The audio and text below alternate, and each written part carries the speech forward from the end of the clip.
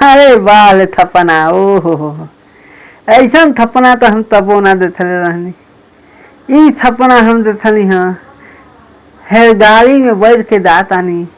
ओहो ओ समय लागत रहे एगो ड्राइवर हवे हम आगे बैठल बानी बोनट पर। ओहो ओ समय कथिन का तो के बताई हो। ई निक लागत हमी हम न अपना जाने में ओ थपनमा में लागत कि हम स्वर्ग में बानी। आ थाला देता ही नहीं दिया तू तो हुए तो लागत कि थाला हम मैदान कले बैठल बानी। गदबे थपना रहबे भैया, ऐसा थपना देखल बेताल बा। तो ई कहती हम गाड़ी लिए लनी हाँ किन के तो गब लिए नहीं तो देखत नहीं तो थाला प्लास्टिक का गाड़ी है।